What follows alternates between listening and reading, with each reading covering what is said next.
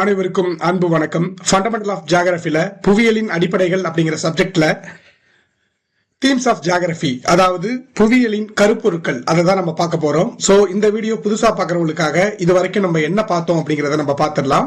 So ஜியோகிராஃபியோட இன்ட்ரோடக்ஷன்ல geography அப்படின்னா பூமியை பத்தி படிக்கக்கூடிய ஒரு படிப்பு. அதாவது பூமியில இருக்கக்கூடிய நிலம், நீர், காற்று, காலநிலை, மனிதர்கள், சுற்றுச்சூழல், இது எல்லாத்தையும் படிக்கக்கூடிய ஒரு படிப்பு தான் ஜியோகிராஃபி. இந்த ஜியோகிராஃபியை பொறுத்த வரைக்கும் ஸ்டார்டிங்ல பாத்தீங்கன்னா இந்த புவியியலின் பரிணாமம் இதை பொறுத்த வரைக்கும் எப்படி ஜியோகிராஃபி வளர்ந்து வந்தது அப்படின்னு நம்ம பார்க்கும்போது இதை ஒரு 3 காலகட்டமா பிரிச்சிருக்கிறாங்க. அதாவது 1400 இருந்து 1800 வரைக்கும் இந்த புவியியல் சப்ஜெக்ட் பாத்தீங்கன்னா ஒரு தாயின் கருவுல இருக்கக்கூடிய ஒரு குழந்தை, அதாவது இந்த ஜியோகிராஃபி சப்ஜெக்டே ஒரு கரு மாதிரி தான் இருந்தது. கிறிஸ்டோபர் கொலம்பஸ், வாஸ்கோ ட காமா இவங்க எல்லாம் கப்பல் பயணம் மேற்கொண்டு அதுக்கப்புறம் சென்று வந்த பாதையை சொல்லுவாங்க. அதை வச்சு மேப்பை விவரிக்கக்கூடிய ஒரு சப்ஜெக்ட் தான் இருந்தது. அதுக்கப்புறம் 1800 இருந்து 1950 வரைக்கும் இது மிக முக்கியமான காலகட்டம். ஏன்னா இந்த டைம்ல ஒரு 2 தியரி பாத்தீங்கன்னா உருவாயிருக்கும். அதாவது என்விரான்மெண்டல் டிட்டர்மினிசம், சுற்றுச்சூழல் இயற்கை முடிவு கொள்கை அப்படிங்கிற ஒரு கான்செப்ட் உருவாயிருக்கும். அதுக்கு மெக்கிண்டர், எலன் செம்பிள், ஹண்டிங்டன் இவங்கெல்லாம் ஆதரவு கொடுத்திருப்பாங்க.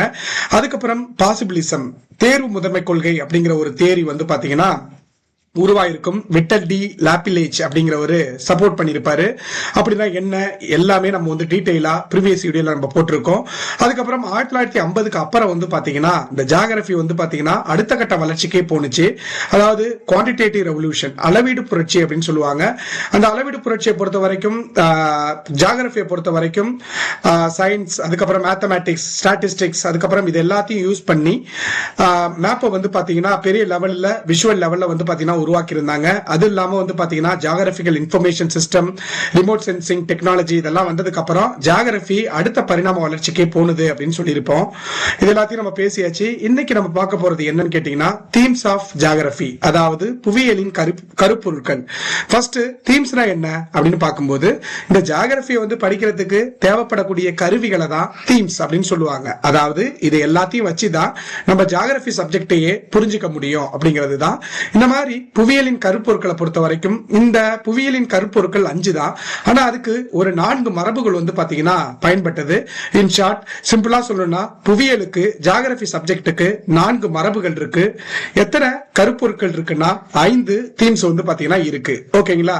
சோ இந்த ஃபர்ஸ்ட் புவியியலின் 4 மரபுகள் அப்படிங்கிற கான்செப்ட் யாரு சொன்னா அப்படின்னு கேட்டீங்கன்னா வில்லியம் டி பேட்டிசன் அப்படிங்கிறவரு 1963ல புவியியலோட 4 மரபுகளை டிஃபைன் பண்ணிருப்பாரு. அதுல அவர் ஃபர்ஸ்டா சொல்றது என்னன்னு கேட்டீங்கன்னா பரப்புசார் மரபு அப்படிங்கிறாங்க. பரப்புசார் மரபு அப்படின்னா இங்கிலீஷ்ல ஸ்பேஷியல் ட்ரெடிஷன் அப்படின்னு சொல்லுவாங்க. அதாவது ஒரு பொருள் இல்லனா ஒரு நாடு இல்லனா ஒரு காடு, இது எல்லாமே எங்க இருக்கு, அது எப்படி பரவி இருக்கு, அது ஏன் அங்க மட்டும் இருக்கு அப்படின்னு படிக்கிறோம் இல்லையா? இப்ப பூமியை பத்தி தெரிஞ்சுக்கிறதுக்கு, புவியியலை பத்தி தெரிஞ்சுக்கிறதுக்கு எனக்கு தேவைப்படக்கூடிய முக்கியமான மரபு என்னன்னு கேட்டீங்கன்னா பரப்புசார் மரபு. பரப்புசார் மரபுனா ஒரு பொருள் எங்க இருக்கு, அது ஏன் அங்க மட்டும் இருக்கு அப்படின்னு தெரிஞ்சுக்கிறது பரப்புசார் மரபு. அடுத்து பாத்தீங்கன்னா இடம்சார் ஆய்வு மரபு அப்படின்னு சொல்லுவாங்க. அதாவது ஏரியா ஸ்டடிஸ் ட்ரெடிஷன் அப்படின்னு சொல்லுவாங்க. உலகத்துல இருக்கக்கூடிய ஒவ்வொரு ஏரியாவிலையும் யூனிக் ஃபீச்சர் என்ன இருக்கு, உலகத்துல இருக்கக்கூடிய ஒவ்வொரு இடத்துலயும் சிறப்பான அம்சம், அங்க அந்த இடத்துக்கு என்ன ஃபேமஸ் அப்படின்னு சொல்லிட்டு தெரிஞ்சுக்கிறது தான் இடம்சார் ஆய்வு மரபு அப்படின்னு சொல்லுவாங்க. அடுத்து மனிதன் இடம்சார் மரபு அப்படின்னு சொல்லுவாங்க. அதாவது மேன் அண்ட் லேண்ட் ட்ரெடிஷன் அப்படின்னு சொல்லுவாங்க. அப்படின்னா என்னன்னு கேட்டீங்கன்னா மனுஷனுக்கும் சுற்றுச்சூழலுக்கும் இருக்கக்கூடிய தொடர்பை பத்தி படிக்கிறது தான் மனிதன் இடம்சார் மரபு. அதுக்கப்புறம் புவி அறிவியல் மரபு, அதாவது எர்த் சயின்ஸ் அப்படின்னு சொல்லுவாங்க. புவி அறிவியல் மரபு அப்படின்னா என்ன அர்த்தம்னா பூமியில என்னென்ன செயல்முறைகள்லாம் நடக்குது, பூமிக்குள்ள என்னெல்லாம் நடக்குது, பூமிக்கு மேல என்னெல்லாம் நடக்குது அப்படின்னு படிக்கிறது தான் புவி அறிவியல் மரபு அப்படிங்கிறாங்க. இந்த 4 மரபுகளை யூஸ் பண்ணி 5 தீம்ஸ் பாத்தீங்கன்னா ஜியோகிராஃபிக்குன்னு உருவாக்கி வச்சிருக்காங்க. ஏன்னா இது தெரிஞ்சாதான் ஜியோகிராஃபி சப்ஜெக்டே அண்டர்ஸ்டாண்ட் பண்ணிக்க முடியும். இது எல்லாத்தையுமே நான் சொல்லிட்டேன். புவியியல் அப்படிங்கிறது 5 பொருட்கள் உள்ளன, 5 கருப்பொருட்கள் உள்ளன அப்படிங்கிறாங்க. அதாவது புவியியலை புரிந்து கொள்ள உதவும் கருவியை தான் புவியியலின் கருப்பொருள் அப்படின்னு சொல்லுவாங்க. ஓகேங்களா? இதை எல்லாருமே அக்செப்ட் பண்ணிருப்பாங்கன்னு சொல்லியிருப்பாங்க. சோ அது என்ன 5 தீம்ஸ் அப்படின்னு பாத்தீங்கன்னா சோ அமைவிடம், அதுக்கப்புறம் இடம், அதுக்கப்புறம் வட்டாரம், அதுக்கப்புறம் நகர்வு, மனித சுற்றுச்சூழல் தொடர்பு. அமைவிடம்னா இங்கிலீஷ்ல லொகேஷன் அப்படின்னு சொல்லுவாங்க. இடம்னா பிளேஸ், வட்டாரம்னா ரீஜியன், நகர்வுனா மூவ்மெண்ட், மனித சுற்றுச்சூழல் தொடர்பு, ஹியூமன் என்விரான்மெண்ட் இன்டராக்ஷன், இது 5 வச்சுதான் இந்த பூமியை பத்தியே நம்ம தெரிஞ்சுக்க முடியும், ஜியோகிராபி சப்ஜெக்டே நம்ம அண்டர்ஸ்டாண்ட் பண்ணிக்க முடியும் அப்படிங்கிறது தான் இதற்கான மீனிங். ஃபர்ஸ்ட் அமைவிடம்னா என்ன அப்படின்னு கேட்டீங்கன்னா, இந்த பூமியில வந்து பாத்தீங்கன்னா இருக்கக்கூடிய ஒவ்வொரு புள்ளியுமே ஒரு லொகேஷன் தான். இந்த உலக குளோப் வந்து வரைஞ்சிருப்பாங்க இல்லையா, அதுல ஒரு புள்ளி, பூமியில இருக்கக்கூடிய ஒவ்வொரு புள்ளியுமே ஒரு லொகேஷன் தான். சோ இத வந்து 2 வகையா பிரிப்பாங்க. ஒன்னு வந்து அப்சல்யூட் லொகேஷன், அதாவது துல்லிய அமைவிடம் அப்படின்னு சொல்லுவாங்க. துல்லிய அமைவிடம் அப்படின்னா ஒரு இடத்தை எக்ஸாக்டா அதனுடைய அச்சக்கோடு மற்றும் தீர்க்க கோடு யூஸ் பண்ணி எக்ஸாக்டா இந்த இடம் இங்கதான் இருக்கு அப்படின்னு சொல்றது துல்லிய அமைவிடம். For example, Chennai central rail station இருக்கு இல்லையா, அது எங்க இருக்கு அப்படின்னு கேட்டீங்கன்னா, கரெக்டா இது வந்து 0 டிகிரி நிலநடுக்கோடு இருக்கும், இது வட துருவம், இது தென் துருவம் இப்படி இருக்கும். சோ அச்சக்கோடை பொறுத்த வரைக்கும் இது கரெக்டா 13வது அச்சக்கோட்ல 13 டிகிரி 4 மினிட்ஸ் 56 செகண்ட், அதாவது கீழே மேற்கிலிருந்து கிழக்காக வரையப்பட்ட கற்பனை கோடுல பாத்தீங்கன்னா கரெக்டா 13வது கோடுல வந்து சென்னை இருக்கும். ஓகேங்களா, அதே வடக்குல இருந்து தெற்காக வரையப்பட்ட கற்பனை கோடுகள், செங்குத்து கோடுகள் இருக்குல்ல, அதை வந்து என்னன்னு சொல்லுவோம்னா தீர்க்க கோடுகள் அப்படின்னு சொல்லுவோம், லாஞ்சிடியூடினல் லைன் அப்படின்னு சொல்லுவோம். அந்த கோட்ல பாத்தீங்கன்னா 80வது கோட்ல வந்து இருக்கும், 80 டிகிரி 16 மினிட்ஸ் 32 செகண்ட் இந்த கிழக்கு தீர்க்க ரேகையில இருக்குங்கிறாங்க. சோ துல்லிய அமைவிடம்னா எக்ஸாக்டா ஒரு இடம் எங்க இருக்கு அப்படிங்கறத அதனுடைய அச்சக்கோடு மற்றும் தீர்க்க கோடு, லாட்டிடியூட் அண்ட் லாஞ்சிடியூட் லைனை வந்து யூஸ் பண்ணி சொல்றதுதான் துல்லிய அமைவிடம். சென்னை வந்து பாத்தீங்கன்னா அச்சக்கோட்ல கரெக்டா 13வது கோட்ல டச் பண்ணும், தீர்க்க கோட்ல 80வது கோட்ல டச் பண்ணி இருக்குங்கிறாங்க. ஒப்பீட்டு அமைவிடம்னா என்னன்னா இங்கிலீஷ்ல ரிலேட்டிவ் லொகேஷன் அப்படின்னு சொல்லுவாங்க. இந்த பேர்லயே பதில் இருக்கு, அதாவது ஒரு ஃபேமஸான ஒரு பிளேஸ் இருக்கும், அதுல இருந்து இந்த இடம் இத்தனை கிலோமீட்டர்ல இந்த திசையில இருக்குன்னு சொன்னா அது பேரு ஒப்பீட்டு அமைவிடம். ஃபார் எக்ஸாம்பிள் வந்து பாத்தீங்கன்னா சென்னையில இருந்து கல்லணை வந்து 380 கிலோமீட்டர் தொலைவுல தென்மேற்கு திசையில இருக்கு.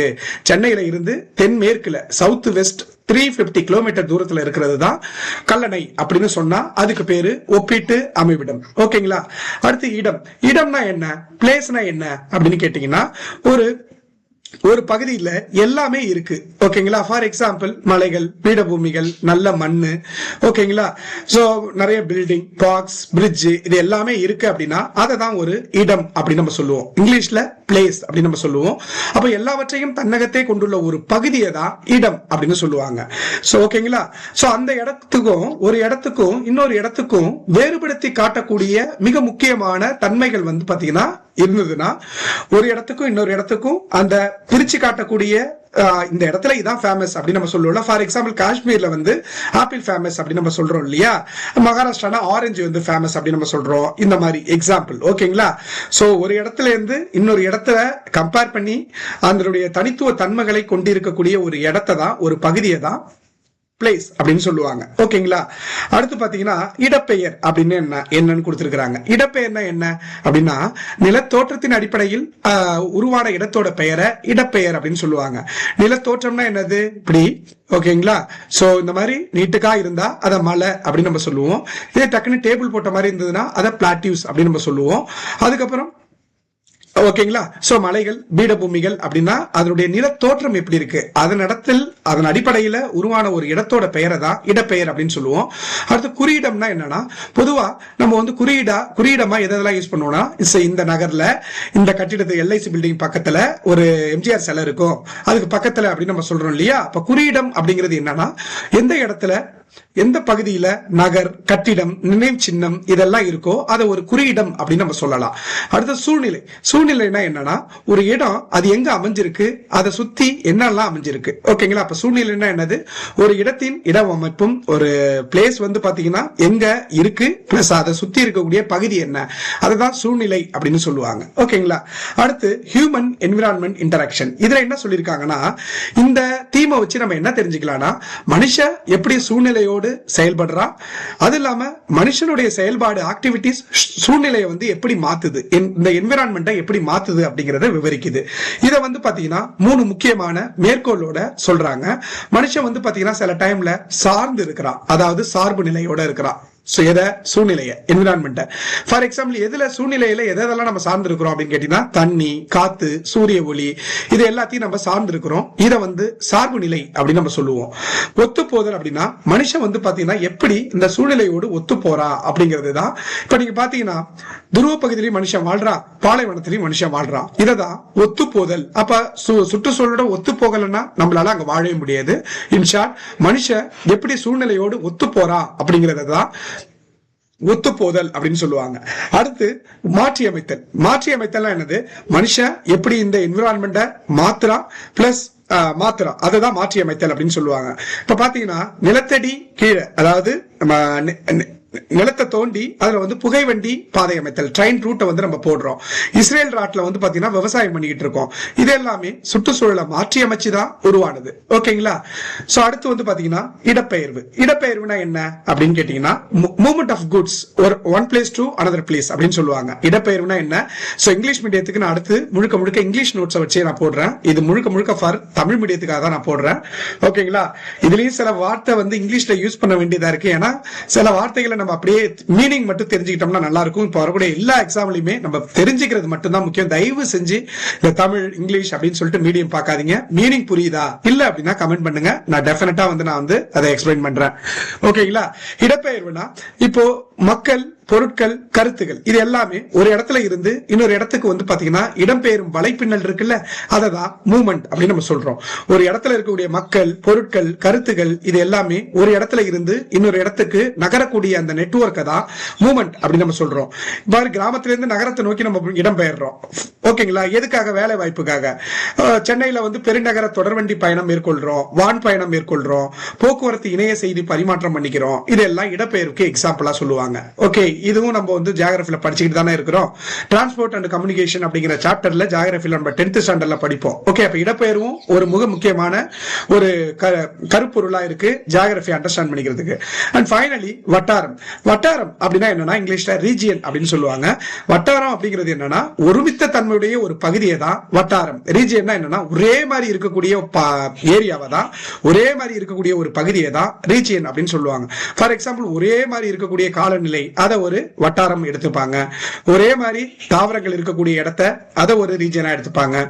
ஒரே பயிர்கள் இருக்கக்கூடிய இடத்தை அதை ஒரு ரீஜனா எடுத்துப்பாங்க. அதுக்கப்புறம் இமயமலை பிரதேசத்தை ஒரு ரீஜனா எடுத்துப்பாங்க. தொழிற்சாலை அதை பாத்தீங்கன்னா ஒரு ரீஜனா எடுத்துப்பாங்க. இது எல்லாமே வட்டாரம். சோ இதை வச்சு கம்ப்ளீட் ஸ்டடி பாத்தீங்கன்னா பண்ணுவாங்க. இதுதான் பாத்தீங்கன்னா தீம்ஸ் ஆஃப் ஜியோகிராஃபி. ஓகேங்களா? சோ அடுத்ததெல்லாம் பாத்தீங்கன்னா ரொம்ப கதை தான். சோ இந்த சாப்டர்ல இது வரைக்கும் நம்ம பார்த்தது, அதுக்கப்புறம் பாத்தீங்கன்னா சூப்பராகவே இருக்கும். ஆக்சுவலா இதை அண்டர்ஸ்டாண்ட் பண்ணும்போது நம்மளுக்கு ஒரு நல்ல ஐடியா பாத்தீங்கன்னா கிடைக்கும். ஒரு ஸ்டாண்டர்ட் எக்ஸாம் எழுதுறதா இருக்கட்டும், நார்மல் எக்ஸாம் அப்ரோச் பண்றதா இருக்கட்டும், எல்லாத்துக்கும் யூஸ்ஃபுல்லா இருக்கும். சோ நன்றி, வணக்கம். அடுத்த வீடியோல அடுத்த 1.5ல இருந்து நான் கண்டினியூ பண்றேன். ஏதாச்சும் டவுட் இருந்தது அப்படின்னா நீங்க கமெண்ட் பண்ணலாம். அப்போ பூமியை பத்தி தெரிஞ்சுக்கிறதுக்கு நம்மளுக்கு 4 மரபு தேவைப்படுது. அந்த 4 மரபுகளை யூஸ் பண்ணி மொத்தம் 5 தீம்ஸா பாத்தீங்கன்னா கிளியரா டிஃபைன் பண்ணாங்க.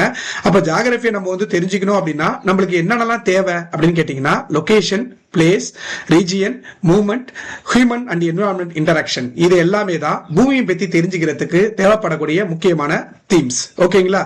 சோ நன்றி, வணக்கம்.